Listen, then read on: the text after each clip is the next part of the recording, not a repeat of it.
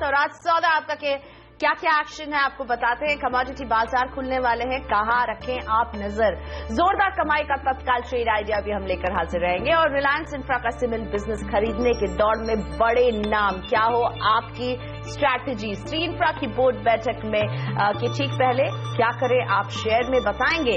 No FDI पर विचार के लिए एफआईपीबी की बैठक, होलसेल और अंबुजा फोकस में रहेंगे। और अभी के बाजार में एफएनओ स्ट्रैटेजी पर भी होगी चर्चा। साथ ही हलचल वाले सारे स्टॉक्स पर लेंगे अपने मार्केट एक्सपर्ट की सलाह। लेकिन आगे बढ़ने से पहले कमोडिटी बाजार बस खुलने वाले हैं, तो किस तरह के संकेत है कमोडिटी बाजार के लिए, उस पर डालते हैं नजर।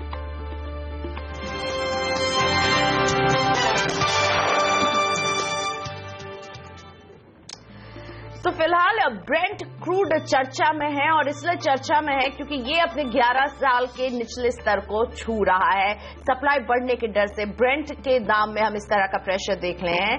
WTI पर ब्रेंट दोनों में ही कल 3% की गिरावट आई थी और आज ये $37 के नीचे कारोबार कर रहा है। वहीं सोने में भी सुस्ती छाई हुई है। कॉमेक्स पर सोना $1070 के पास है। सोने में लगातार 6 तिमाही से गिरावट जारी है। कल डॉलर में मजबूती से कीमतों पर दबाव बना था। विदेशी बाजार में चांदी का दाम $14 के नीचे आ गया है।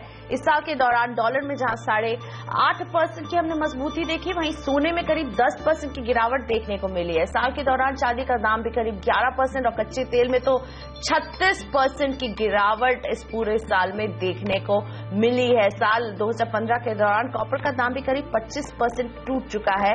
और आज के दिन वैसे डॉलर के मुकाबले रुपए में हल्की कमजोरी के साथ शुरुआत हुई है, लेकिन एग्री कमोडिटी में कल भारी हमने गिरावट देखी थी। सोयाबीन, सरसों और जीरे का दाम करीब 3% गिर गया था। हालांकि चीनी में तेजी देखने को मिली थी। और आज नजर रहेगी कि कमोडिटी बाजार में किस तरह की ओपनिंग होती, क्या स्ट्रैटेजी आपको बनानी चाहिए। लेकिन क्रूड जो है वो चिंता का विषय बनता जा रहा है और एक्सपर्ट्स मान रहे हैं कि 2016 के पहले हाफ में भी क्रूड की कीमतों में इस तरह की दबाव देखने को मिलती रहेगी। और कच्चे तेल के लिए जिस तरह के संकेत हैं, जापान में जो है 46% हम एक गिरावट देख रहे हैं उनके ऑयल प्रोडक्ट की बिक्री में, और यूरोप में भी बहुत ही वीक डिमांड है। ऐसे में कच्चे तेल की ओवर सप्लाई की स्थिति में कच्चा तेल जो है प्रेशर में रहने वाला है। तो ये कमोडिटी टू वॉच रहेगी अगले साल भी। लेकिन भारतीय बाजार खुल रहे हैं, नजर डालते किस तरह के लेवल्स आज भारतीय बाजारों में। कच्चा तेल सबसे पहले 2456 के साथ मजबूती के साथ आज खुल रहा है यहां पर। और सोने में भी आज तेजी देखने को मिल रही है 25,211 के साथ 86 रुपए की मजबूती के साथ। चांदी मजबूती के साथ खुलते हुए 33,648 का भाव चांदी में देखने को मिल रहा है। 197 रुपए की तेजी है। नेचुरल गैस 151 रुपए 40 पैसे के साथ ओपन होते हुए। कॉपर भी आज हरे निशान पर शुरुआत कर रहा है। 311 रुपए 15 पैसे का भाव कॉपर में नजर आ रहा है। निकल में भी मजबूत शुरुआत, 564 रुपए का स्तर। एल्यूमिनियम में दबाव है 99 रुपए 85 पैसे के साथ। दबाव के साथ एल्यूमिनियम की शुरुआत हो रही है। लेड भी दबाव में खुल रहा है। 114 रुपए 80 पैसे का भाव लेड में देखने को मिल रहा है। लेकिन जिंक में मजबूती 101 रुपए 40 पैसे का भाव, यानी मेटल पैक में बहुत ही मिला जुला रुझान आपके सामने है। सोयाबीन आपकी स्क्रीन पर दबाव के साथ आज ओपनिंग होती हुई सोयाबीन इंडेक्स पर। सोया ऑयल में भी दबाव है। एग्री कमोडिटीज में और सरसों का एक चेक 4,396 का भाव सरसों में दिख रहा है। चना भी आज दबाव के साथ खुलते हुए 4,896 पर। धनिये में 8,448 का रेट, लेकिन ये दबाव में है। और जीरा आज तेजी के साथ 14,145 के भाव पर। चीनी में तेजी हमें देखने को मिल रही है 3,139 के साथ शुरुआत होते हुए आज चीनी की। लेकिन एक और एग्री कमोडिटी गेहूं, देश में गेहूं की बुआई में करीब 7% की गिरावट आई है। और पिछले 9 साल में इस साल सबसे कम गेहूं की खेती हुई है। और गेहूं आपकी स्क्रीन पर है, यहां पर तेजी के साथ यहां पर कारोबार हो रहा है। कृषि मंत्रालय की रिपोर्ट हमें बता रही है कि 259 लाख हेक्टेयर में ही गेहूं की बुआई हुई है, जबकि पिछले साल 279 लाख हेक्टेयर में गेहूं की खेती हुई थी। दरअसल कई राज्यों में सूखे की वजह से किसानों ने गेहूं में कम खेती की है और इसकी पैदावार पर असर दिख रहा है। हालांकि दालों की खेती पिछले साल से करीब 2% बढ़कर 126 लाख हेक्टेयर के स्तर पर हुई है। तो गेहूं चिंता का विषय बन सकता है यहां पर। लेकिन हमारे साथ जुड़ गए हैं दो एक्सपर्ट Staven.com के Deepen Shah. Deepen, good morning. Crude फिर से प्रेशर में है। आज भारतीय बाजारों में हम क्रूड की शुरुआत हरे निशान पर देख रहे हैं। आप क्रूड में क्या करने की सलाह देंगे? जी, गुड मॉर्निंग। सबसे पहले शो पे बुलाने के लिए आपका धन्यवाद। देखिए, अगर क्रूड की हम बात करेंगे तो हमने काफी अच्छी अपसाइड देखी थी पिछले हफ्ते में, और लगभग बाउंस बैक में हमने 15% तक स्केल कर पाए थे। कल हमने प्रॉफिट बुकिंग देखी थी। हमारा मानना है कि इस हफ्ते भी वो प्रॉफिट बुकिंग जारी रह सकती है। अगर अभी आप देखेंगे तो थोड़ा करेंसी ऊपर है, डॉलर, इसीलिए आपको थोड़ा अपसाइड देखने मिला है। बट आई थिंक सूनर और लेटर आपको 2350, 2360 के प्राइसेस देखने मिल सकते हैं क्रूड ऑयल में, जहां पे आपको एक बॉटम फिशिंग की अटेम्प्ट करनी चाहिए। और वैसे भी एक्सपर्ट्स कह रहे हैं कि 2015 तो क्रूड के लिए खराब रहा और 2016 भी क्रूड के लिए खास नहीं रहने वाला है। दीपेन, तो क्रूड को आप कैसे देखते हैं? इससे आप अगले साल के लिए क्या आउटलुक देना चाहेंगे? देखिए, एक चीज तो डेफिनेटली है, या एक बात तो मैं डेफिनेटली कह पाऊंगा कि जो 2015 जितना खराब रहा है क्रूड के लिए, उतना खराब 2016 नहीं होगा। कहने का मतलब ये है कि जो 75% की गिरावट हमने प्राइसेस में देखी है क्रूड ऑयल में, ऑब्वियसली 2016 में 75% की गिरावट नहीं आएगी। अगर हम यहाँ से परसेंटेज की बात करें तो 50 मतलब समझे कि 10% की गिरावट आती है या 15% की गिरावट आती है, जो यहाँ से $3 से $4 में कोइंसाइड करती है। तो आई थिंक अगर $3-4 की गिरावट और आती है और क्रूड वहाँ पे बॉटम बना लेता है, तो एक आइडियल अपॉर्चुनिटी होगी ट्रेडर्स और इन्वेस्टर्स के लिए, बिकॉज आइडियली आप एकदम लोअर लेवल्स पे कमोडिटी में, अंडर वैल्यूड कमोडिटी में बाइंग करना चाहेंगे, और 2 से 3 साल का अगर नजरिया रखेंगे तो क्रूड ऑयल अच्छा रिटर्न्स बाद में बॉटम बनाने के बाद दे सकता है। दीपेन, आज हम सोने को देख रहे हैं, थोड़े से संभलने की यहाँ पर कोशिश है। आज मजबूत शुरुआत हुई है, क्या सलाह होगी सोने में? देखिए, सोना रेंज बाउंड रहेगा, बिकॉज बेसिकली हम न्यू ईयर के वीक में एंटर करेंगे, तो आई थिंक वीकेंड हो जाएगा, तो उसकी वजह से सैटरडे संडे भी छुट्टी होगी, तो नेक्स्ट वीक से ही हमें क्लियर डायरेक्शन मिलेगा। बट अगर आप अंडरटोन देखिए इस हफ्ते के लिए स्पेसिफिकली, तो थोड़ा माइल्डिश पॉजिटिव है। 1065 के आसपास इंटरनेशनल मार्केट में काफी अच्छा सपोर्ट मिल रहा है। 25,000 के आसपास इंडियन मार्केट्स में काफी अच्छा सपोर्ट मिल रहा है। आई थिंक 25,050 के आसपास अगर गोल्ड आता है तो आप बाइंग करके चल सकते हैं। स्टॉप लॉस नीचे में 24,800 का रखिए। ऑन दी अपसाइड 25,600 के टारगेट्स आपको देखने मिल सकते हैं। अगर डॉलर का थोड़ा और सपोर्ट मिलता है तो एमसीएक्स में टारगेट्स बहुत जल्दी आ सकते हैं। एक और कमोडिटी प्रेशियस मेटल चांदी, हमने देखा विदेशी बाजारों में इसमें $14 तक की गिरावट आई है। इसके भी नीचे $14 के भी नीचे आ गया है चांदी। इसमें क्या करें? आज भारतीय बाजारों में इसकी अच्छी शुरुआत दिख रही है। जी, अच्छी शुरुआत दिख रही है, लेकिन कल हमने देखा कि सिल्वर में अच्छी खासी गिरावट आई थी और लगभग 600-650 पॉइंट की गिरावट आई थी। तो आई थिंक हमारा मानना है कि सिल्वर को आप थोड़ा और अवॉइड कर सकते हैं, आपको और थोड़े अच्छे प्राइसेस मिल सकते हैं बाइंग करने के लिए। टू बी एग्जैक्ट 33,200 से 32,800 के बीच में आपको प्राइसेस एक बार मिलेंगे। तो जब भी ऐसी पैनिक फॉल आती है, वहां पे आप बाइंग करने की चेष्टा करें तो ज्यादा बेटर होगा सिल्वर में।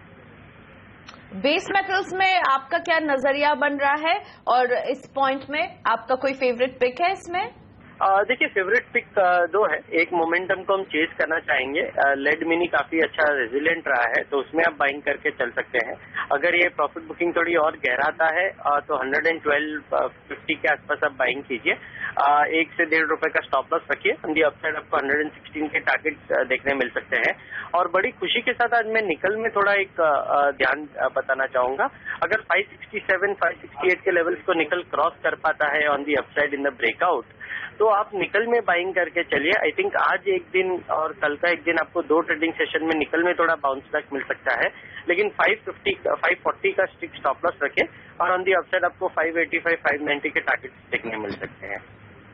तो लेड और निकल आपको पसंद आ रहा है दीपेन, लेकिन इस साल हमने देखा डॉलर के सामने सभी कमोडिटी में जोरदार गिरावट रही है।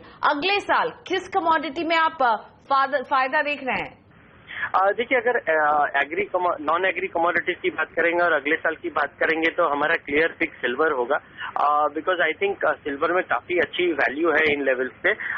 पोटेंशियल डाउनसाइड अगेन जैसे हमने बताया कि 10% to 15% हो सकता है, लेकिन पोटेंशियल अपसाइड यहाँ से 45 to 50% का हम देख सकते हैं, जो कि अच्छा खासा रिस्क रिवार्ड रेशियो बैठता है। एंड अगर आप 3 साल का नजरिया सिल्वर में देखेंगे तो यहाँ से प्राइसेस डबल होने की भी आशंका है। आई थिंक आइडियल अपॉर्चुनिटी दे रहा है 2015 एंड और 2016 फर्स्ट क्वार्टर, जिसमें आप सिल्वर में निवेश कर सकते हैं। दिपेन, फोकस शिफ्ट करते हैं एग्री कमोडिटी पर, और यहाँ पर आपकी फेवरेट पिक कौन सी होगी? देखिए, अगर आज के दिन की ही सिर्फ बात करेंगे तो आई थिंक बार्ले में आप शॉर्ट सेलिंग करके चल सकते हैं। हमने अच्छी खासी तेजी आते हुए देखी है, लेकिन अभी ट्रेजेक्ट्री डाउनवर्ड है, तो आप 1436 के आसपास शॉर्ट सेलिंग कीजिए। 1458 का स्टॉप लॉस लगाइए और टारगेट आपको 1370 के आसपास देखने मिल सकते हैं। सेकेंड, हमने देखा है कि कैस्टर सीड में काफी अच्छी एक बेस बिल्डिंग या बॉटम फॉर्मेशन की स्टेप की टुवर्ड्स मार्केट कमोडिटी बढ़ रही है। आई थिंक 3760 3750 के आसपास आप बाइंग करके चल सकते हैं। स्टॉप लॉस 3715 का होगा और टारगेट आपको 1300 के देखने मिल सकते हैं इस हफ्ते में। दिपेन, गेहूं क्या हमें अगले साल चिंता में डाल सकता है? इसकी खेती हम देख रहे हैं 9 साल के निचले स्तर को छू रही है। क्या अगले साल महंगा होने वाला है गेहूं? देखिए, अगर गेहूं कॉटन ऑयल सीड केक, ऐसी शुगर, ये सब कमोडिटीज की बात करेंगे तो ये रेगुलरली डिस्कस नहीं होती, लेकिन हम दर्शकों को time and time again in commodity के बारे में ध्यान बताते रहते हैं। और गेहूं के प्राइसेस जो अभी 1698 के आसपास चल रहे हैं, वो प्राइसेस पिछले 6 महीने के पहले 1350 1400 के आसपास थे। तो हमने ऑलरेडी 300 पॉइंट्स की तेजी आते हुए देखी है और हमने दर्शकों को काफी समय से सुझाया भी है कि गेहूं, शुगर, इन सब में थोड़ी तेजी आपको देखने मिल सकती है। 1720 के लेवल बहुत ही इंपॉर्टेंट है गेहूं के लिए। अगर 1720 के लेवल्स क्रॉस नहीं कर पाएगा तो आई थिंक थोड़ी प्रॉफिट बुकिंग आ जाएगी। अगर 1720 क्रॉस कर पाता है तो एक नई ट्रेजेक्ट्री, एक नई तेजी के दौर में गेहूं पहुंच जाएगा, जहां पे आपको 1800 के लेवल्स भी आगे जाके देखने मिल सकते हैं। लेकिन वॉल्यूम नहीं होते और काफी स्लो मूविंग कमोडिटी है, तो ट्रेडर जो भी निवेश करना चाहे वो थोड़ा पेशेंस रख के, टाइम होराइजन थोड़ा बड़ा रख के ही गेहूं में निवेश करें। शुक्रिया दिपेन, हमारे वक्त निकालने के लिए। Steven.com के दिपेन शाह हमारे साथ थे। आज के दिन इनकी नजर कहाँ है? लेड, निकल इन्हें पसंद आ रहा है, सिल्वर को ये अगले साल के लिए भी खरीदना चाहेंगे, ये सलाह दे रहे थे। दिन भर हम कमोडिटी बाजार का ताजा अपडेट देते रहेंगे। फिलहाल एक छोटा सा ब्रेक के बाद बजिंग स्टॉक्स पर होगी मानस जायसवाल से बात, साथ ही आपके लिए जोरदार कमाई का मौका। तत्काल ट्रेड आइडिया लेकर हम अभी हाजिर हो रहे हैं।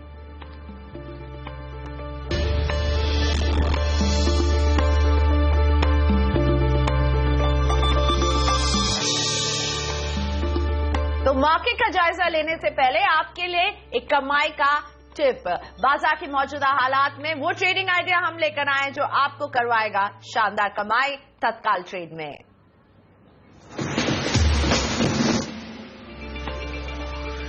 तत्काल ट्रेड नाम ही काफी है। ये है तत्काल के लिए यानी इंट्राडे के लिए। जय ठक्कर आपको कह रहे हैं खरीदिए आप विप्रो को, और इसका टारगेट 572 रुपए का देख रहे हैं, स्टॉप लॉस 555 रुपए का। इसका जरूर ख्याल रखें। विप्रो है तत्काल ट्रेड आइडिया जय ठक्कर का इंट्राडे के लिए।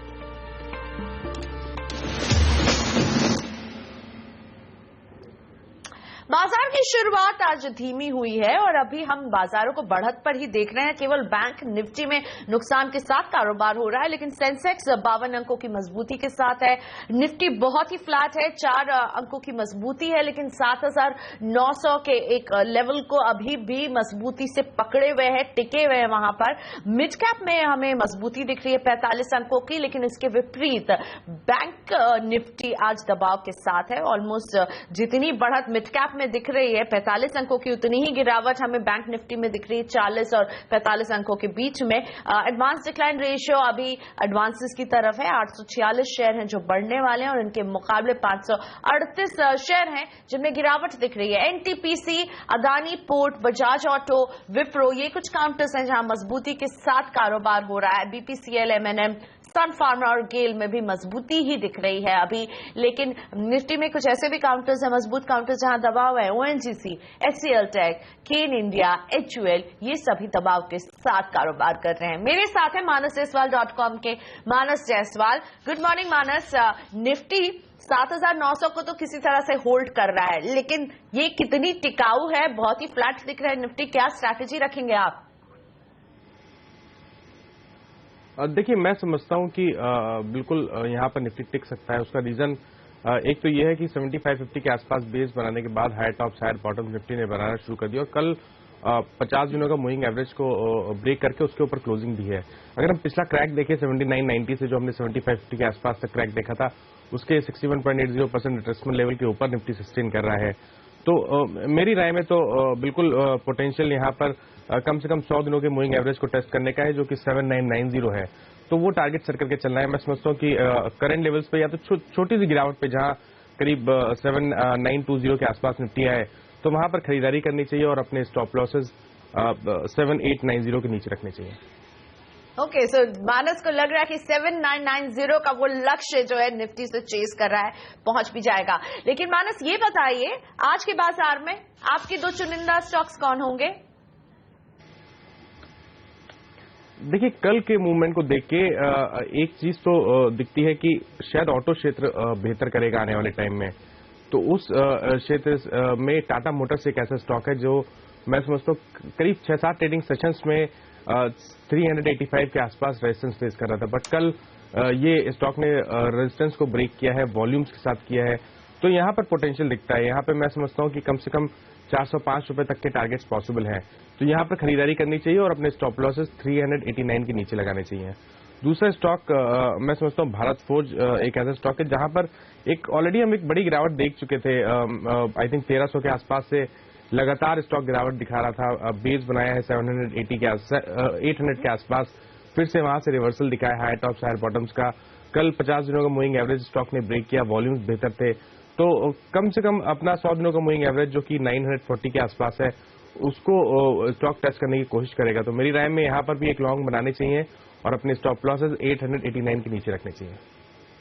ओके, सो आज के बाजार में टाटा मोटर्स और भारत फोर्ज है मानस की पिक्स, और इसमें लॉन्ग की सलाह ये दे रहे हैं। लेकिन हम अभी मानस से पूछेंगे और भी स्टॉक स्पेसिफिक सवाल। बाजार में वो शेयर्स जहां पर दिख रही है हलचल, उन पर क्या हो आपकी रणनीति? एडुकॉम को देखिए, आज चढ़ा हुआ है, सारेगामा में भी तेजी है। इन सब में आपकी रणनीति क्या होनी चाहिए, यही सवाल रखेंगे मानस के सामने। लेकिन अभी एक छोटे से ब्रेक का वक्त है।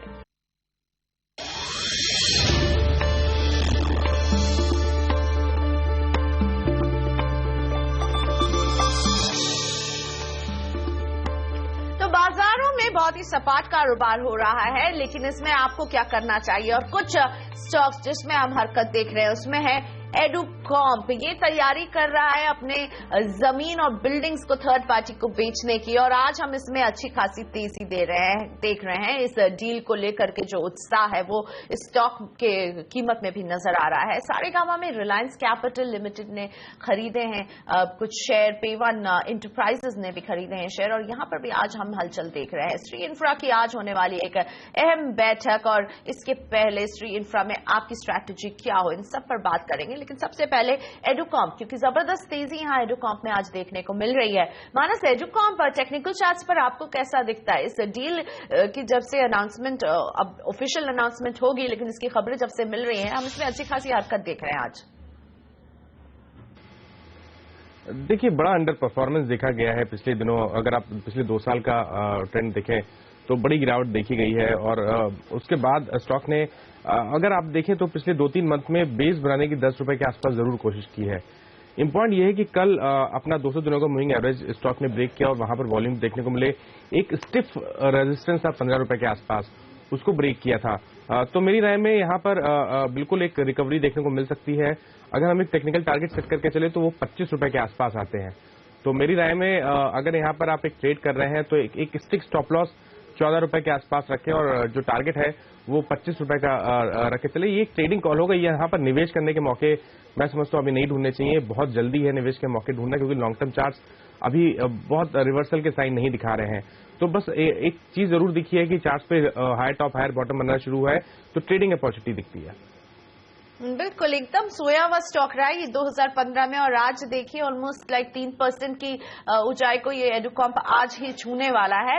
स्टरलाइट टेक्नोलॉजी, स्टरलाइट ग्रिड ने एक अच्छा खासा 2596 करोड़ का कॉन्ट्रैक्ट जीता है। ये प्रोजेक्ट उड़ीसा में ये लेकर के आने वाले हैं, और ये इनके 8 की पावर ट्रांसमिशन प्रोजेक्ट्स में एक रफ्तार लाएगा। तो इसीलिए मैं समझना चाहूंगी मानस, आप स्टरलाइट टेक्नोलॉजी को कैसे देखते हैं? आज इसमें जबरदस्त तेजी हम देख रहे हैं, 2%, 2.5% से ज्यादा ऊपर है स्टरलाइट टेक्नोलॉजीज। क्या करने की सलाह होगी इसमें? देखिए, जो लॉन्ग टर्म चार्ट है वो तो अभी भी बेहतरीन लगते हैं। High top higher bottoms clearly दिखते हैं। ये जरूरी है कि पिछले 3-4 मंथ में अगर आप देखेंगे तो 100 रुपए और 105 रुपए के आसपास स्टॉक ने रेजिस्टेंस फेस किया, बट ये एक टेम्पररी फेज है क्योंकि जो लॉन्ग टर्म चार्ट्स हैं वो काफी पॉजिटिव लगते हैं। हो सकता है आने वाले टाइम में 105 के लेवल्स ब्रेक हो, और 105 के लेवल्स ब्रेक होने का मतलब है नेक्स्ट जो टारगेट होगा वो करीब करीब 135 से 140 के आसपास का होगा। तो इसलिए मेरी राय में तो जो निवेशक है वो बिल्कुल बने रहे हैं, यहाँ पर कोई डरने की जरूरत नहीं है। ये जरूर है कि अगर निवेशक चाहें तो अपने स्टॉप लॉसेज टाइम रिवाइज करते रहो। 200 दिनों का मूविंग एवरेज एक इम्पॉर्टेंट सपोर्ट होता है, इसलिए मेरे हिसाब से 80 रुपए के नीचे अपना स्टॉप लॉस पुट करें।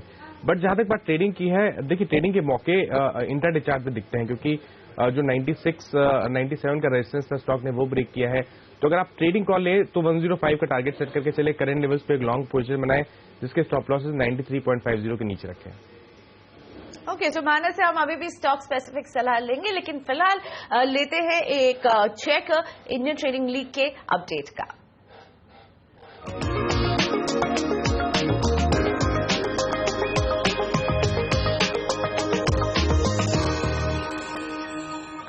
इंडियन ट्रेडिंग लीग के दिलचस्प मुकाबले में इसका स्कोर बोर्ड आपके सामने है, और यह है ट्रेडर्स का स्कोर बोर्ड, जिसमें रेशमा जैन 134% के शानदार रिटर्न के साथ नंबर 1 के पायदान पर बनी हुई हैं, और 134% का अच्छा खासा रिटर्न इन्हें हो रहा है।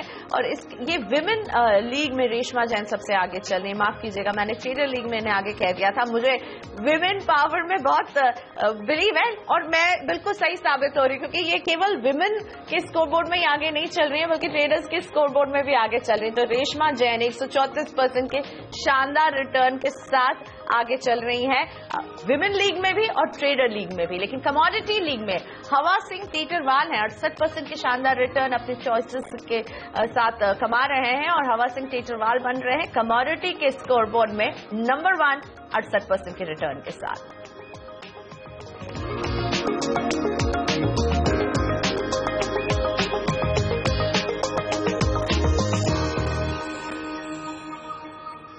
वक्त हो गया है ब्रेक का, लेकिन ब्रेक के बाद एफएनओ का सारा एक्शन हम आपके सामने रखेंगे। अभी हाजिर हो रहे हैं।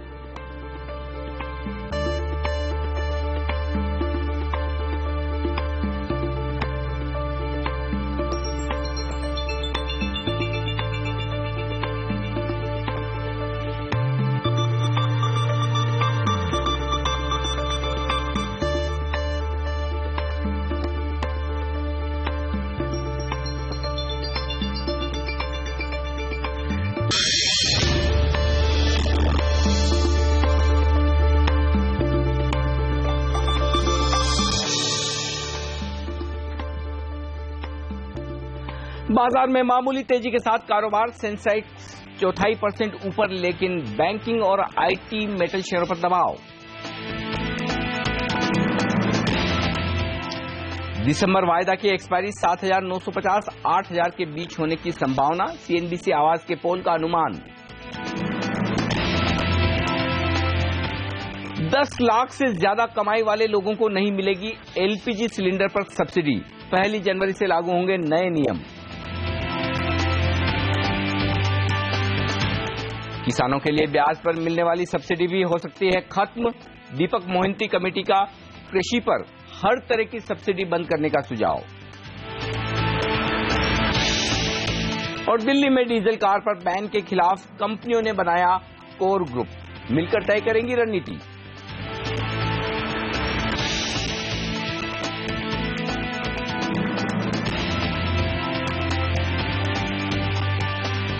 नमस्कार, मैं हूं अनिल सिंघवी और ट्रेडर्स हॉटलाइन में आप सबका स्वागत है। हमारा ये शो आप जैसे उन खास ट्रेडर्स के लिए है जिन्हें अपने ट्रेड पर अभी इस वक्त एक्शन करना है। और आज का कोई भी ट्रेड करने के पहले आप हमें हमारे टोल फ्री नंबर पर फोन जरूर करें, 1800-209-7890। ये है हमारा नंबर जिस पर आप फोन करके जान सकते हैं अपने ट्रेड्स के बारे में जो आप आज के लिए करना चाहते हैं, या फिर आपने कोई सौदा किया है और उस पर राय लेना चाहते हैं तो आप हमें जरूर फोन करें।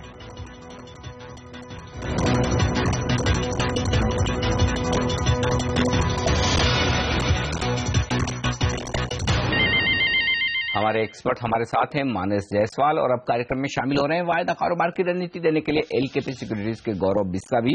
गौरव, स्वागत है आपका भी सीएनबीसी आवाज पर। बताइए सबसे पहले निफ्टी पर क्या स्ट्रेटेजी है, इस वक्त क्या करेंगे आप? देखिए निफ्टी जो मैंने आपके माध्यम से भी कहा था कि एक बाय बनता है निचले स्तरों में 7850, 7920, 7850 के लक्ष्य मिल रहे हैं, तो ये लेवल्स पे मैं बाइंग तो नहीं बनती। मेरे सबसे 7950, 7980 का अच्छा रेजिस्टेंस है। ऑप्शन का डेटा देखेंगे 8000 कॉल ऑप्शन में सबसे अधिक मात्रा में कॉन्सेंट्रेशन है, तो दर्शा रहा है कि एक प्रेशर आने वाले दिनों में मिलेगा 8000 के आसपास। तो मैं 7950 के करीब निफ्टी सेल की सलाह दूंगा। एक 30 पॉइंट्स का स्टॉप लॉस लीजिए जो कि होगा 7880 का और 7985 का, और आप 7880 के लक्ष्य के लिए आप शॉर्ट कर सकते हैं निफ्टी। ओके, तो यहाँ पर शॉर्ट करने की राय आती हुई दिख रही है 7950 के स्टॉप लॉस के साथ, और नीचे की तरफ 7880 छोटे मुनाफे के लिए ट्रेड करें आप। 7942 आज का हाई है और 7937 कल का हाई था, तो कल के हाईज और आज के हाईज लगभग समान है, और उसके ऊपर थोड़ा स्टॉप लॉस लगाकर मंदी की पोजीशन बनाएं। ये राय हमारे वायदा कारोबार के एक्सपर्ट की तरफ से। लेकिन आगे बढ़ते हैं, हम बैंक निफ्टी स्टॉक फ्यूचर्स पर भी कॉल्स लेंगे। उससे पहले हमारे साथ बाजार के जाने माने एक्सपर्ट उदयन मुखर्जी कार्यक्रम में शामिल हो रहे हैं। उदयन सर, गुड मॉर्निंग, स्वागत है आपका CNBC आवाज पर। 2015 से जितनी उम्मीदें थी काफी निराशा हाथ लगी, लोगों को पैसा बना नहीं, न इक्विटी में न कहीं और, सारे एसेट क्लासेस ने निराश किया है। क्या उम्मीद की जाए कि 2016 थोड़ा बेहतर साबित होगा सर? Good morning Anil. मेरे ख्याल से पहले 6 महीने थोड़ा और इंतजार करना पड़ेगा। ट्रेडिंग रैलीज कभी भी आ सकता है। यहाँ से आप एक ट्रेडिंग रैली देख चुके हैं पिछले 10 दिन में। मार्केट 7700, 7600 के लेवल से वापस 7900 के ऊपर आ चुका है। ये मेरे ख्याल से एक ट्रेडिंग रैली है और ऐसे ट्रेडिंग रैलीज आपको दिखेंगे। लेकिन एक सेक्युलर अपट्रेंड जो हम 2014 में देख चुके थे, वो रीडिस्कवर करने के लिए मेरे ख्याल से मार्केट को और थोड़ा इंतजार करना पड़ेगा।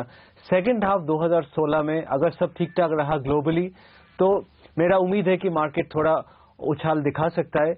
लेकिन अभी जैसे मार्केट के ट्रिगर्स हैं और ग्लोबल जो सिचुएशन है, मुझे वो देख के मुझे थोड़ा लग रहा है कि मार्केट को और थोड़ा इंतजार करना पड़ेगा। आप जानते ही हो मेरा कॉल रहा है कि मार्केट अभी रेंज बाउंड है 7700 और 8100 के बीच में, और इसी के दायरे में वो एक टाइम करेक्शन चल रहा है। तो मैं कहूंगा कि अगर ऐसे रेंज में मार्केट और थोड़ा समय बिताए और 7500 का लो को फिर से ना तोड़े, तो ये बहुत खराब आउटकम नहीं है करंटली मार्केट के लिए। लेकिन जब आप ये कह रहे हैं सर कि 6 महीने इंतजार करना पड़ेगा, तो 6 महीने के बाद तेजी अगर होगी तो उसके पीछे कारण क्या होंगे? किस वजह से भारतीय बाजारों में तेजी लौटेगी? देखिए, ये मेरा गेस है। ऐसा कुछ नहीं कि 6 महीने के बाद किसी ने कह दिया तो उसके बाद तेजी शुरू हो जाएगा। ये एक 6 महीने, 8 महीने, 4 महीने, ये गेस है मेरा। और इसका कारण ये है कि अगले 2 क्वार्टर में मुझे लगता नहीं है बहुत ज्यादा अर्निंग्स पिक्चर में रिकवरी देखने का संभावना है, और एक ग्लोबल थ्रेट है हमारे सामने। मैं आपको पहले भी ये कह चुका हूं कि ये यूएस फेड रेट पे जितना फोकस है वो बड़ा मुद्दा नहीं है ग्लोबल मार्केट्स के लिए। ग्लोबल मार्केट्स के लिए सबसे बड़ा मुद्दा है ग्लोबल इकोनॉमिक ग्रोथ और चाइना में क्या हो रहा है।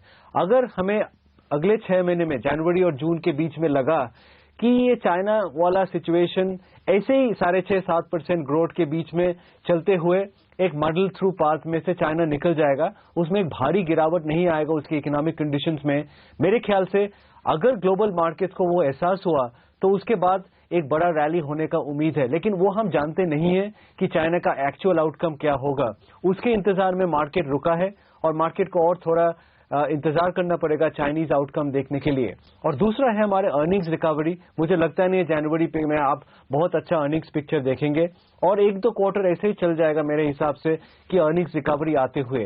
सेकेंड हाफ में 2 चीज हो सकता है, इसका कोई गारंटी नहीं है, लेकिन एक संभावना है कि ग्लोबल पिक्चर थोड़ा इंप्रूव कर जाए और लोगों का थोड़ा एहसास हुआ कि हम जितना खराब सोचे थे चाइनीज सिचुएशन उतना खराब नहीं है, और थोड़ा सा अर्निंग्स रिकवरी आप अक्टूबर क्वार्टर से देखना शुरू करें। अगर ये 2 एक साथ आते हैं तो मेरे ख्याल से एक रीजनेबल प्रोबेबिलिटी है निफ्टी को 9000 के ऊपर देखने के लिए फिर से एक बार। लेकिन उससे पहले एक एक्सीडेंट भी हो सकता है ग्लोबल मार्केट्स में, जिसके लिए भी हमें कॉशियसली केयरफुल रहना चाहिए। तो अभी क्लियर नहीं है आउटकम, लेकिन अगर ग्लोबल आउटकम बहुत खराब नहीं हुआ तो मैं कहूंगा चांसेस अच्छा है कि अक्टूबर, नवंबर और अगले दिवाली तक मार्केट 9000 फिर से रीटेस्ट कर सकता है। लेकिन ग्लोबल रिकवरी होगी तो साथ में क्रूड कमोडिटीज के दाम जो एकदम लोएस्ट लेवल पर चल रहे हैं वो भी शायद रिकवर होंगे। तो क्या भारतीय बाजारों को जो बड़ा फायदा, एक बेनिफिट मिला है इन कमोडिटीज के गिरे हुए दामों का, क्या वो अगले साल तक बरकरार रहेगा या फिर ये लगभग नीचे बॉटम बनने की कगार पर है? देखिए, अभी दो सिनेरियो हो सकते हैं अनिल, कि ग्लोबल मार्केट्स यहां से टूट जाता है और क्रूड $10 हो जाता है, $15 हो जाता है, और हम मानेंगे कि ये तो इंडिया के लिए बहुत अच्छा हुआ, क्रूड 30-35 से $15-20 हो गया, तो हमें और सेलिब्रेट करना चाहिए। लेकिन एक कारण है उसका कि ग्लोबल इकोनॉमीज रिसेशन में चले गया और ग्लोबल मार्केट्स में टूटना शुरू हो गया। दूसरा सिनेरियो, क्रूड में बाउंस बैक आ गया, क्रूड $35 से $50 हो गया, चाइना स्टेबिलाईज कर गया और ग्लोबल मार्केट्स में एक रैली आ गया।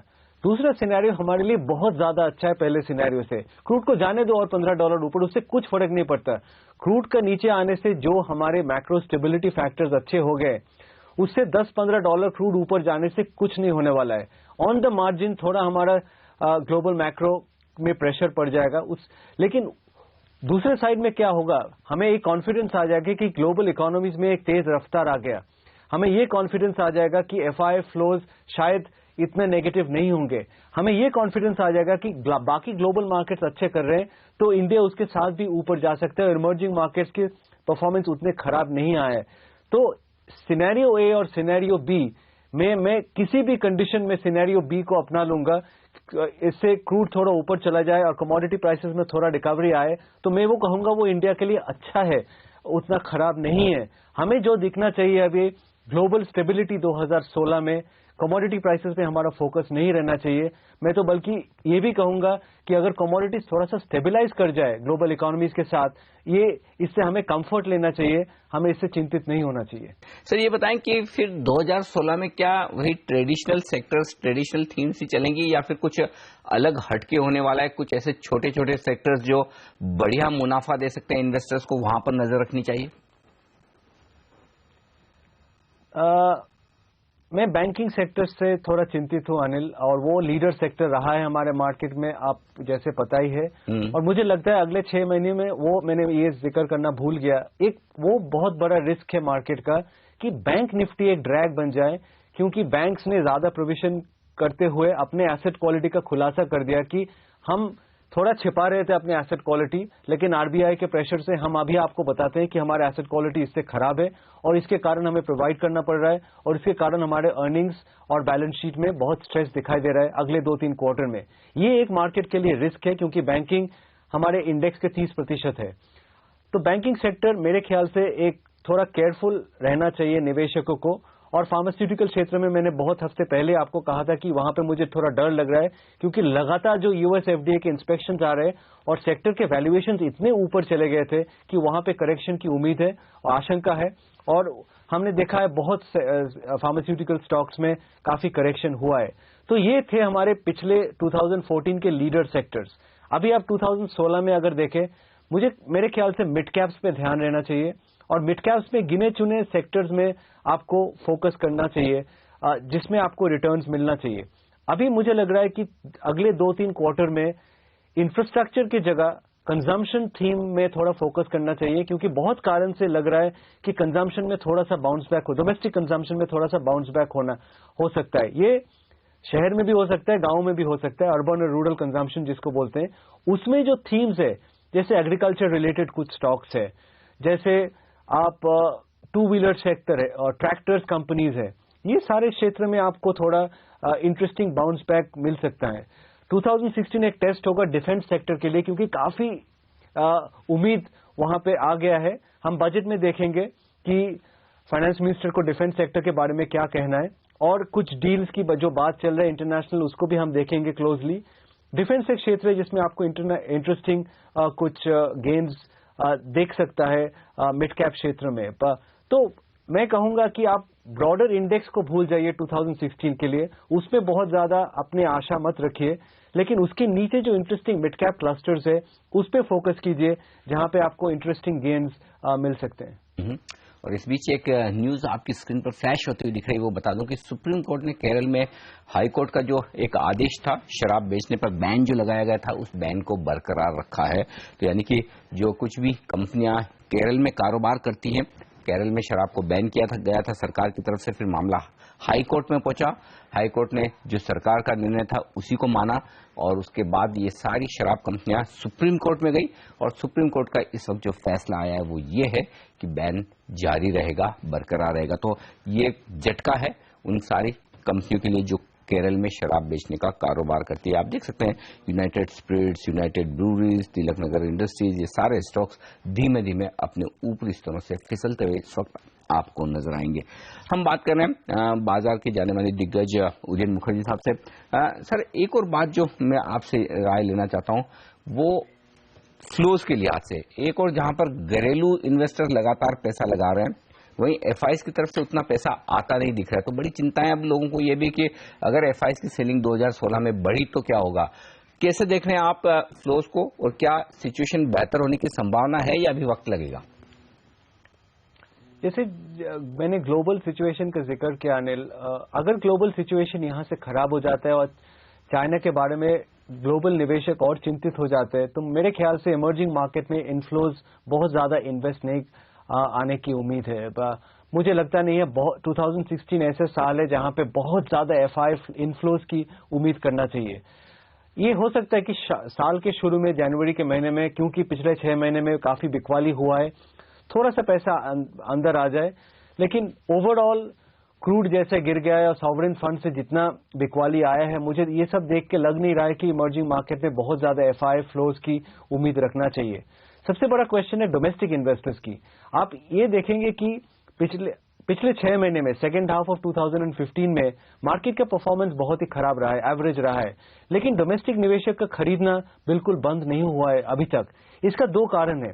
एक है निफ्टी तो गिर गया, लेकिन मिड कैप क्षेत्र में काफी ज्यादा आउट परफॉर्मेंस डोमेस्टिक इन्वेस्टर्स को दिखा है, और दूसरी कारण यह है कि आईपीओज में काफी अच्छे रिटर्न्स मिल रहे हैं डोमेस्टिक इन्वेस्टर्स को। आप इंडिगो देख लीजिए, एल्कम देख लीजिए या डॉक्टर लाल देख लीजिए, और ये डोमेस्टिक इन्वेस्टर्स को काफी उद्बुद्ध करते हैं मार्केट में रहने के लिए। तो मैं कहूंगा मिड कैप और प्राइमरी मार्केट में जो परफॉर्मेंस आया है, ये भी एक कारण है सेंटिमेंट को अच्छा रखने के लिए, डिस्पाइट निफ्टी का नीचे गिरते हुए परफॉर्मेंस जो पिछले 6 महीने में हमने देख चुका है। तो 2016 का सबसे बड़ा सवाल ये नहीं है कि हम एफआईआई इनफ्लोज बहुत ज्यादा देखेंगे कि नहीं, क्योंकि उसका उम्मीद हमें कम ही रखना चाहिए।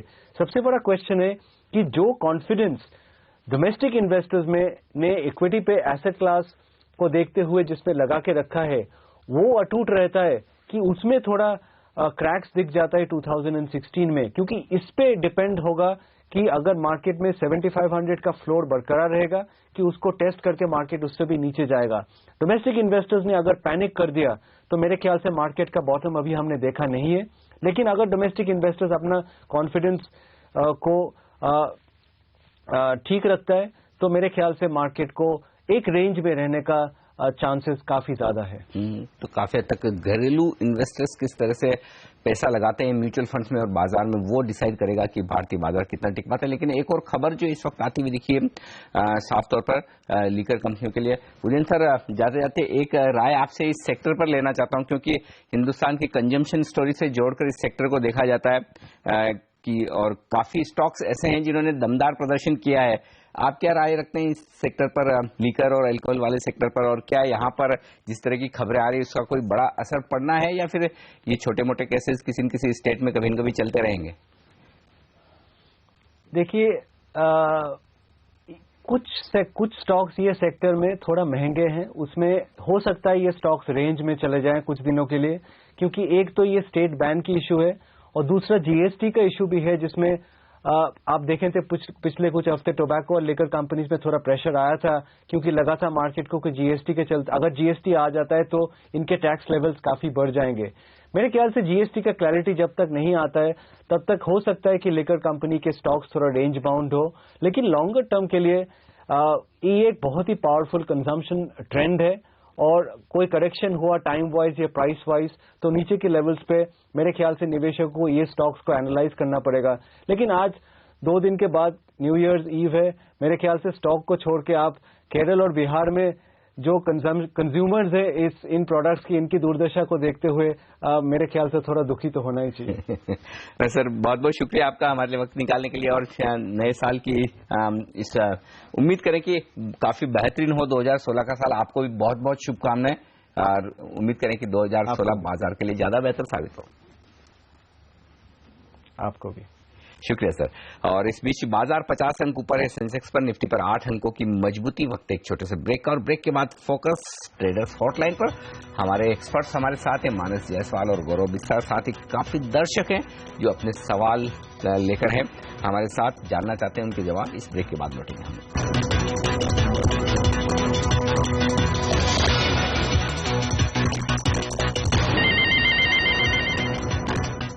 60 अंकों पर है सेंसेक्स और निफ्टी पर 10 अंकों की मजबूती। इस वक्त मिड कैप इंडेक्स में 1/4% से ज्यादा की मजबूती, और बैंक निफ्टी एकदम फ्लैट कारोबार करते हुए दिख रहे हैं। हमारे एक्सपर्ट्स हमारे साथ हैं, मानस जायसवाल और गौरव बिस्सा। और अब वक्त है गौरव की टॉप पिक्स लेने का वायदा कारोबार के ट्रेडर्स के लिए। अदानी पोर्ट चुना है गौरव ने अपनी लिस्ट में खरीदारी के लिहाज से सबसे ऊपर, बताइए।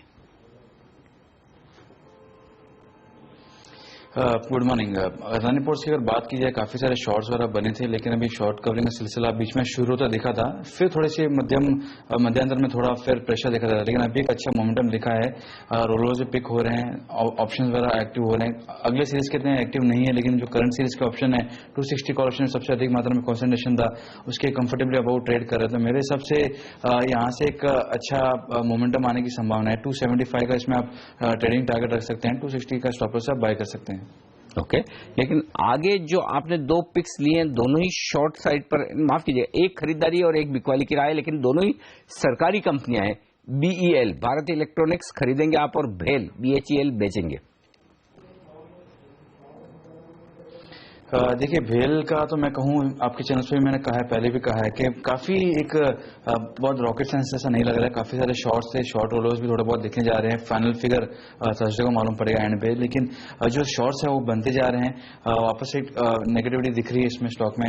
ऑप्शंस पे भी पुट ऑप्शन वापस एक्टिव हो रहे हैं। 180 के ऊपर ही चला है बाय करने की ट्रेडिंग के लिए। अदरवाइज मुझे लग रहा है फिर एक बार ये 160 या उसके नीचे के लक्ष्य दिखा सकता है। आप सेल कर सकते हैं। 175 का एक छोटा स्टॉप लॉस रखिए, और 164 का एक टारगेट के खिलाफ सेल कर सकते हैं। BEL में ऐसा है कि आप अगर लास्ट 3 या 4 दिन का अगर देखेंगे तो काफी इंटरेस्टिंग ऑब्जर्वेशन उभरते हुआ आ रहा है। जो जैन सीरीज के फ्यूचर्स है उसमें अच्छा खासा बाइंग देखी जा रही है, और जो बाइंग है ये 1290 से 1305 तक की रेंज में थी, और वही एक कल भी जब गिरावट आई थी तो वो रेंज सस्टेन कर रहा था। तो जो ये दर्शा रहा है कि जो बाइंग है, जो कंसिस्टेंट बाइंग है, वो लेवल सस्टेन हो रहे हैं, तो ऊपरी लेवल्स देखने मिल सकते हैं। 1360 का इसमें लक्ष्य की उम्मीद कर सकते हैं, और 1300 का इसमें आप स्टॉप लॉस लगाइए। ओके, ये राय इन तीनों स्टॉक फ्यूचर्स पर। वक्त एक ब्रेक का, ब्रेक के बाद लौटेंगे ऑप्शंस की रणनीति के साथ, बने रहिए आप भी।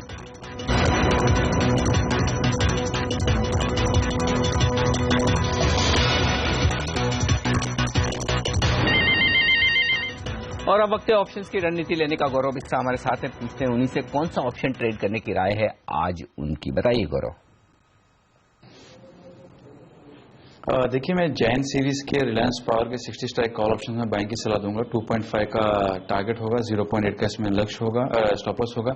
और इसमें अगर राशनल की अगर बात कीजिए तो फ्रेश लॉन्ग्स दिख रहे हैं। 55 कॉल ऑप्शन में सबसे अधिक मात्रा में कॉन्सोलेशन था, जो एक रेजिस्टेंस की तरफ उभरते हुआ आ रहा था। एक आज के ट्रेड में देखा गया कि ऊपर ट्रेड कर रहा है। इसके जो नेक्स्ट सेट ऑफ रेजिस्टेंस दिख रहा है या हाईएस्ट वाइज दिख रहा है वो है 60 के अराउंड का। तो एक लॉजिकल टारगेट जो आ रहा है वो 60-62 तक टेस्ट करने की उम्मीद है जैन सीरीज में। तो यही राशनल है कि आप रिलायंस पर का जैन ऑप्शन बाय कर सकते हैं। ओके, मानस, इंडिया बुल्स हाउसिंग फाइनेंस पर आपसे राय लेना चाहता हूं, क्योंकि ये स्टॉक अभी पिछले कुछ मिनटों में बड़ा एक्शन में आया है, लगभग 4% चढ़ चुका है। इस स्टॉक में प्राइस वाइज बड़ा एक्शन आया है, डे हाई पर आया है। चार्ट्स क्या कह रहे हैं, क्या करना चाहिए इन लेवल्स पर? अनिल जी, देखिए, जितने भी हाउसिंग फाइनेंस कंपनीज हैं, चाहे वो दीवान हाउसिंग हो, IB हाउसिंग हो, इंडिया बुल हाउसिंग हो या तो LIC हाउसिंग हो, सभी के चार्ट्स बेहतर लगते हैं। सभी ने चार्ट्स पे एक क्लियर ब्रेकआउट दिया है। इंडिया बुल हाउसिंग फाइनेंस ने एक जो रेजिस्टेंस काफी समय से बना हुआ था 726 727 का, वो ब्रेक किया है। अगर आप डेली चार्ट देखिए तो वहां पर आपको एक इनवर्स शोल्डर पैटर्न दिखेगा। पोटेंशियल की बात करिए तो कम से कम 810 तक के पोटेंशियल दिखते हैं स्टॉक में। तो मेरी राय में तो बिल्कुल यहाँ पर एक लॉन्ग ट्रेड लेना चाहिए, जिसमें आपको स्टॉप लॉस 715 रुपए के नीचे रखने हैं। 715 का स्टॉप लॉस थोड़ा सा दूर है, क्योंकि स्टॉक इसी कुछ मिनटों में आज ही के ट्रेडिंग सेशन में अच्छी तेजी से भागा है। फिलहाल हमारे दोनों एक्सपर्ट से विदा लेने का वक्त है, मानस और साथ ही गौरव। शुक्रिया आपका हमें आज ट्रेडर्स हॉटलाइन पर अपनी राय देने के लिए। और ट्रेडर्स हॉटलाइन में आज के लिए इतना ही। एक ब्रेक, और ब्रेक के बाद प्रियंका आपके साथ फिर से जुड़ेंगे, और उनके साथ होंगे बाजार के जाने माने एक्सपर्ट ट्रेड स्विफ्ट ब्रोकिंग के डायरेक्टर संदीप जैन, जो देंगे आपको शेयरों पर फटाफट सलाह।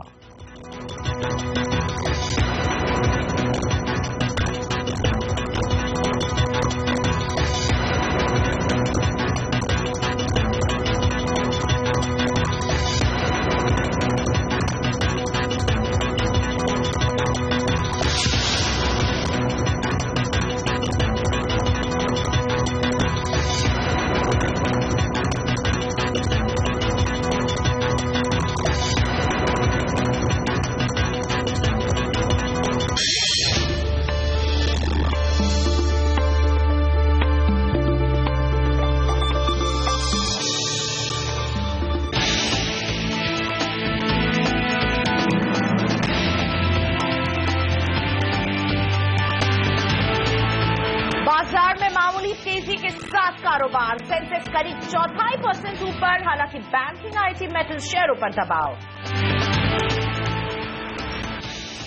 दिसंबर वायदा की एक्सपायरी 7,950 से 8,000 के बीच होने की संभावना, सीएनबीसी आवाज के पोल का अनुमान। लिकर कंपनियों को सुप्रीम कोर्ट से भी नहीं मिली राहत, अदालत ने केरल में शराब पर लगी रोक को रखा बरकरार।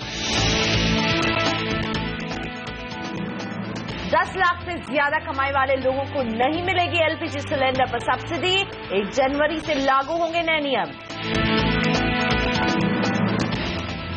और किसानों के लिए ब्याज पर मिलने वाली सब्सिडी भी हो सकती है खत्म, दीपक मोहंती कमेटी का कृषि पर हर तरह की सब्सिडी बंद करने का सुझाव।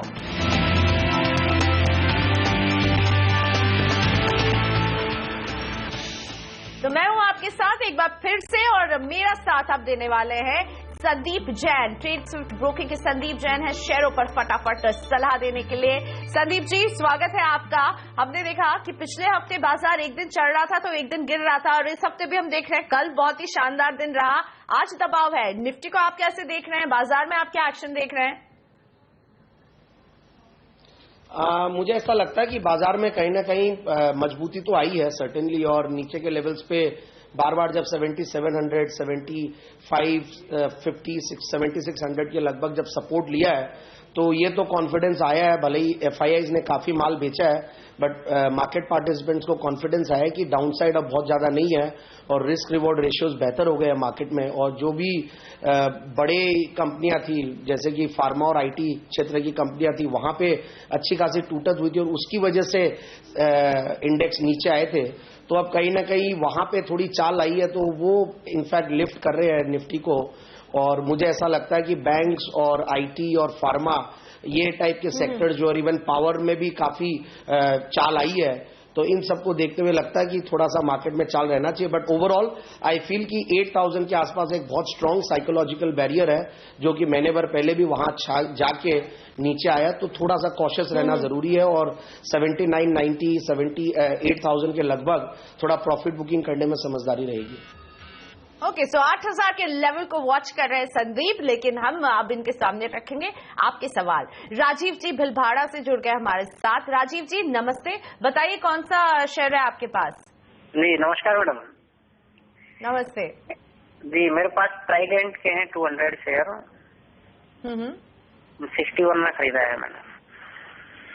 अच्छा, इसमें आपको नुकसान उठाना पड़ रहा, 3 रुपए 45 पैसे का। संदीप जी, ट्राइडेंट कैसा दिखता है आपको? राजीव जी को क्या जवाब देंगे आप यहाँ पर ट्राइडेंट पर? देखिए, टेक्सटाइल क्षेत्र की कंपनियों में अच्छी चाल आई है। इनफैक्ट कई सारी कंपनियां हैं जिन्होंने मल्टी बैगर रिटर्न्स दिए हैं पिछले 1 साल में ये पर्टिकुलर क्षेत्र में। तो मुझे ऐसा लगता है कि ट्राइडेंट ने भी बहुत जबरदस्त मूवमेंट दिया है, 20-21 रुपए से कंसोलिडेट करके और अभी करीब 60 रुपए के लगभग। बट इनकी एंट्री थोड़ी हायर लेवल्स पे हुई है, तो इसीलिए अब इनको होल्ड करने की राय दूंगा। बट ओवरऑल ऐसा लगता है कि इनको निराश नहीं होना पड़ेगा, भाव आएंगे। टेरी टॉवल्स की एक बहुत बड़ी कंपनी और फंडामेंटल्स भी अच्छे हैं, तो ओवरऑल आई फील कि he should hold it. Mumbai से अमन से अब बात करते हैं। अमन, गुड मॉर्निंग, बताइए कौन से स्टॉक्स पर राय चाहते हैं? Good morning madam. जी, very good morning to you sir, पूछिए अपना सवाल। मैडम मैं बस नीला इंफ्रा 1000 है, नीला इंफ्रा और इमामी है, इमामी 15 क्वांटिटी। ओके, सो इमामी और नीला इंफ्रा में आपने इसे खरीदा था। किस भाव पर नीला इंफ्रा को आपने खरीदा है? 16 रुपये पे। 16 रुपए पे आपने नीला इंफ्रा खरीदा है और मुझे जो जानकारी मिल रही है इमामी में आपकी खरीद रही है 1350 रुपए। संदीप जी, इमामी और नीला इंफ्रा ये दोनों आपको कैसे दिखते हैं टेक्निकल चार्ट्स पर? देखिए, मैं नीला इंफ्रा पे तो मैं कमेंट नहीं कर पाऊंगा, मैं ट्रैक नहीं करता क्लियरली इसको। और इमामी की अगर बात करूं तो अगेन जो पिछले कॉलर की जो प्रॉब्लम थी हायर लेवल्स पे एंट्री लेने वाली, तो मैं एक राय दूंगा सारे दर्शकों को कि कहीं ना कहीं बाय लो सेल हाई एक बहुत बड़ा कॉन्सेप्ट होता है। तो जब मार्केट में बहुत बड़ी पैनिक रहती है, फियर रहता है, तब कोशिश करें कि स्टॉक्स को ले और जो अपने निचले सपोर्ट्स के आसपास रहे तो लेने की कोशिश करें। रेजिस्टेंस के ऊपर निकलने के बाद जनरली जो टेक्निकल एनालिसिस और जो रेगुलर ट्रेडर्स होते हैं वो लोग ही काम करते हैं, तो मेरे हिसाब से सपोर्ट के आसपास खरीदने की कोशिश करें। बट अगेन इमामी चूंकि एक अच्छी एफएमसीजी कंपनी है और हालांकि जीएसटी की वजह से थोड़ी बहुत दबाव आया जरूर है, बट ओवरऑल आई फील कि अब इनको होल्ड करना पड़ेगा और हो सकता है कि इनके भाव तो नहीं आए बट जहां पे भी उछाल आए थोड़ा बहुत वहां पे लॉस बुकिंग ही करना पड़ेगा, क्योंकि इससे बेटर ऑप्शंस मुझे लगता है कि इस क्षेत्र में है, जैसे कि आईटीसी है, हिंदुस्तान यूनिलीवर है, उन पे ध्यान दे तो ज्यादा अच्छा है, वो भी डिक्लाइंस पे है। ओके, सो कुछ और ऑप्शंस भी आपको संदीप जी ने बता दिए, पर फिलहाल होल्ड करें, थोड़े दिन में आपको थोड़ी सी बेटर आप एक रैली में आप यहां से एग्जिट करें। लेकिन आज के बाजार में हम देख रहे हैं कुछ छोटी कंपनियां जिनमें ढेर सारा एक्शन दिख रहा है और ये एक्शन है दिग्गज फंड्स की खरीद की वजह से। सीधा मतलब ये है कि फंड हाउसेस को इन कंपनियों का भविष्य चमकदार दिख रहा है। कौन सी वो कंपनियां हैं जिनमें फंड एक्शन देखा जा रहा है और उन कंपनियों की सेहत कैसी है, जानते रिसर्च हेड आशीष वर्मा से। आशीष, बताइए कौन से वो शेयर हैं जो आपके रडार में है आज? देखिए, कल आपको याद होगा भारतीय बाजारों में डीआईआईस यानी कि घरेलू संस्थागत निवेशक बड़े एक्टिव थे।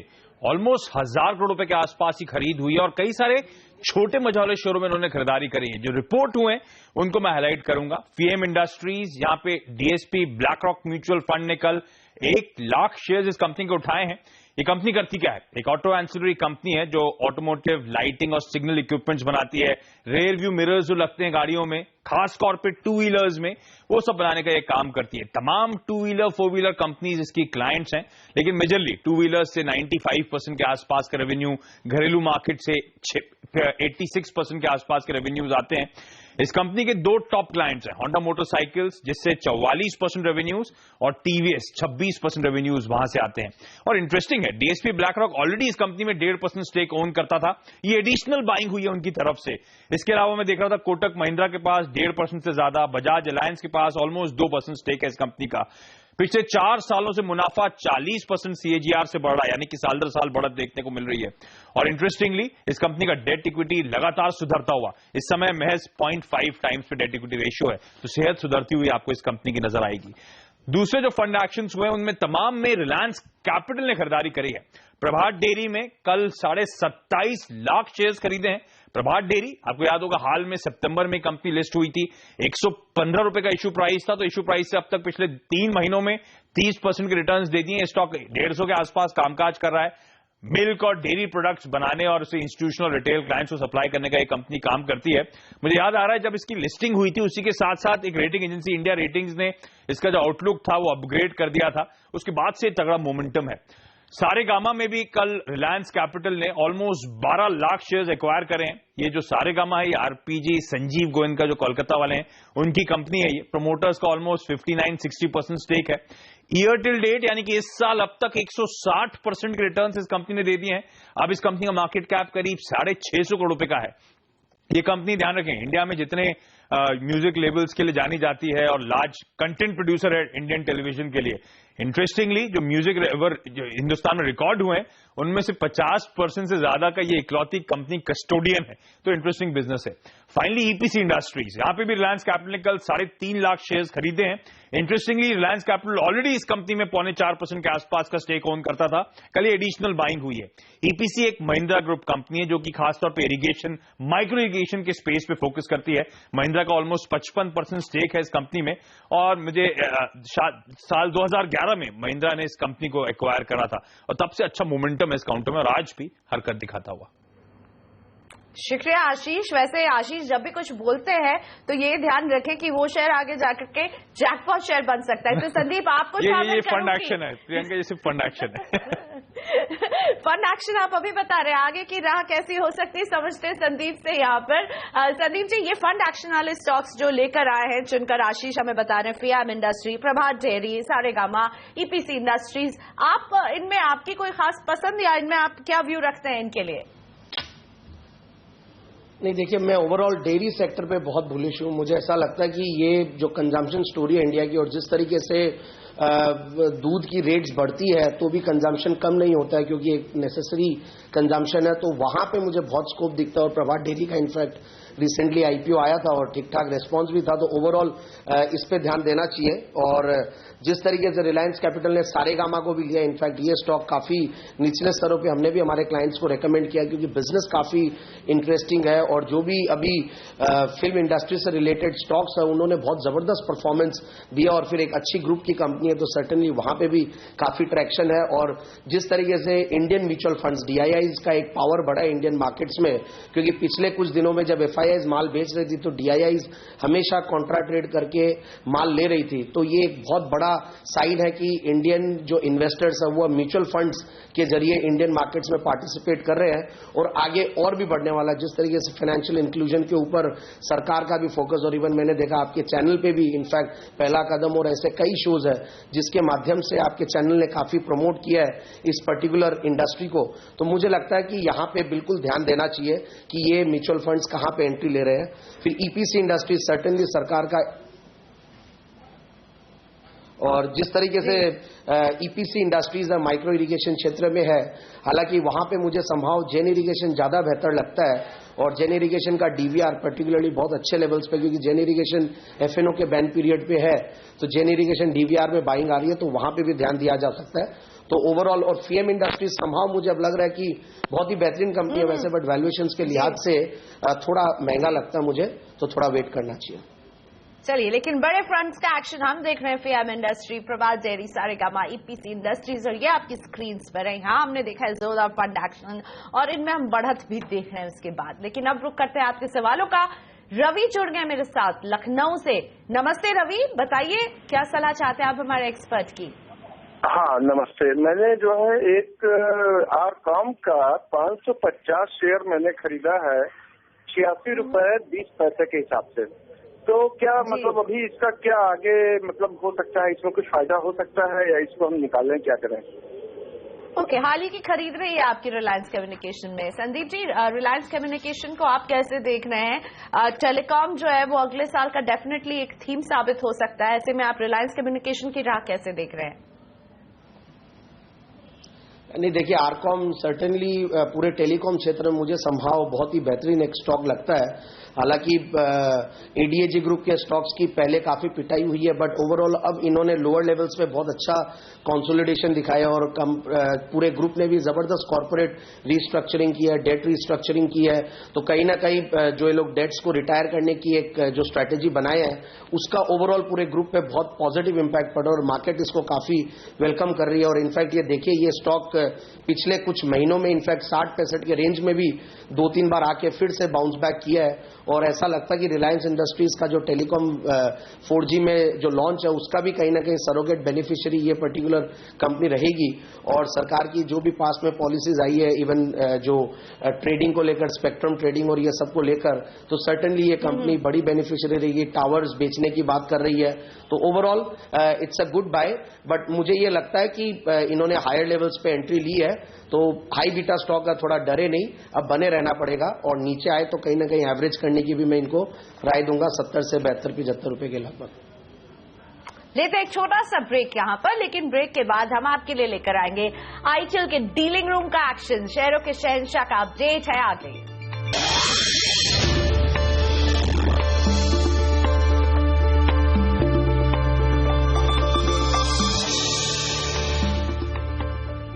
और अब आपको सीधा ले चलते हैं इंडियन ट्रेडिंग लीग के डीलिंग रूम में, जहां शहरों के शहंशाह कॉन्टेस्ट के लिए चल रहा है कड़ा मुकाबला।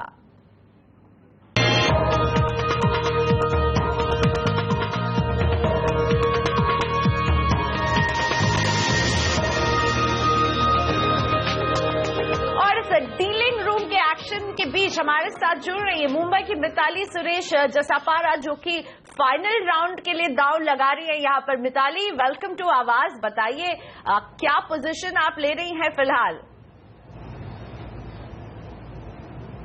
Thank you. मेरी करंट वीक की ट्रेड है निफ्टी में 8000 के पुट्स बाय किए हैं जनवरी सीरीज के।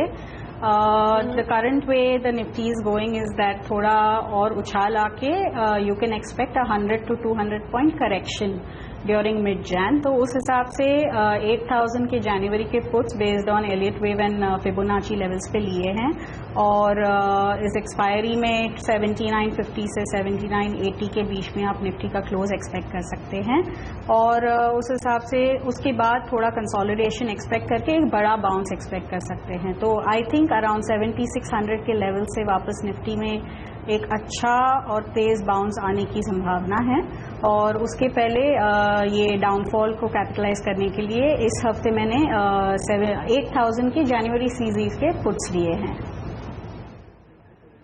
चलिए मिताली, तो आप बिल्कुल 2 जनवरी के करीब पहुंच रही है और हम भी इंतजार करेंगे कि आप ही हो एक विमेन विनर यहाँ पर। लेकिन ये बताइए, एक्सपायरी का हफ्ता है और 2 जनवरी भी करीब आ रही है, अंदर नर्वसनेस भी है। आप एक्सपायरी के इस हफ्ते को कैसे देख रही हैं? हाँ जी, नर्वसनेस इतनी नहीं है। मैं ट्राई कर रही हूँ, आइडेंटिफाई कर रही हूँ इंट्राडे अगर कोई लेवल्स मिलके कोई शॉर्ट ट्रेड कर सके या वॉलेटिलिटी अभी थोड़ी हाई रहेगी इन 2 दिनों में, तो थोड़ा वॉलेटिलिटी को मद्देनजर रखते हुए कोई इंट्राडे अगर शॉर्ट ट्रेड्स, अभी आज के लिए शॉर्ट ट्रेड आ रहा है 7880 लेवल पे, जहां से आप 7850 का डाउनवर्ड मूव देख सकते हैं, तो इंट्राडे ट्रेडर्स उसको कैपिटलाइज कर सकते हैं। या अगर निफ्टी 7903 से ऊपर जाती है तो आप उधर जाके 7903 पे आप एक लॉन्ग पोजीशन इंट्राडे के लिए बिल्ड कर सकते हैं और वहां पे आप अराउंड 7930 तक का बाउंस एक्सपेक्ट कर सकते हैं। तो you can capitalize 30 points on each side, short and long, on an intraday basis. And these are my levels for trading today on an intraday basis. And endeavor is to capitalize on this and try and make a return and make our city number 1 in the SKS competition.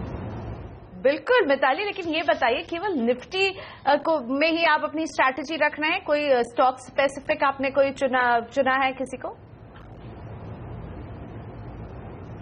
नहीं, मेरी personal strategy, I am an index trader और index पे काफ़ी 5-6 सालों से research किया है। तो निफ्टी और bank Nifty are the only 2 indexes that I trade, both futures and options, और इसी में जो भी परफॉर्मेंस ITL में सो फार रहा है इसी के बिना पे रहा है और इसी के बिना पे जारी रहेगा।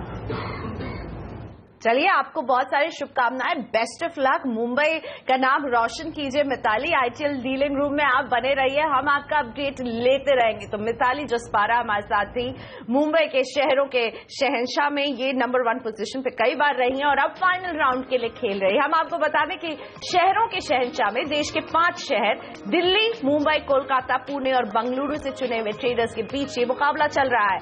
हम दिन भर इन खिलाड़ियों के सौदों का अपडेट देते रहेंगे और 2 जनवरी को इस फाइनल राउंड के विजेता का ऐलान होगा और इस विजेता को मिलेगा 1 लाख रुपए का शानदार इनाम।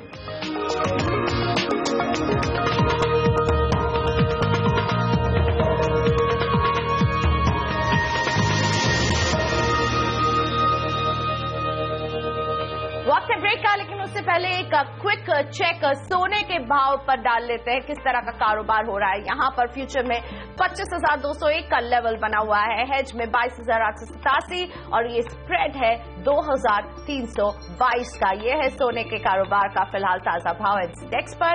वक्त है ब्रेक का, अभी लौट रहे हैं क्योंकि संदीप जैन हमारे साथ बने हुए हैं, उनके साथ लेकर आएंगे स्टॉक फटाफट।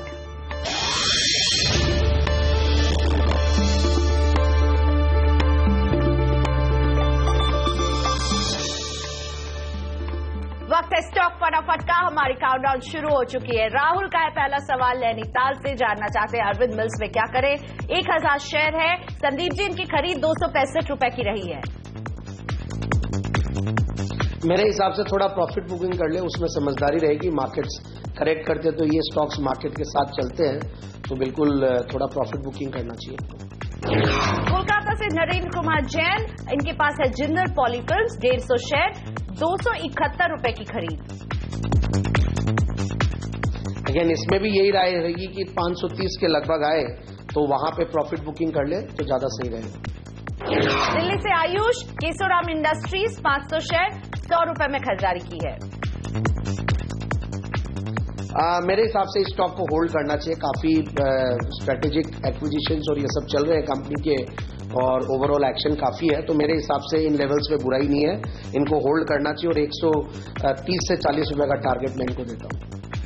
पटियाला से महेंद्र सिंह, यूनियन बैंक के 200 शेयर 230 रुपए में उन्होंने खरीदा था।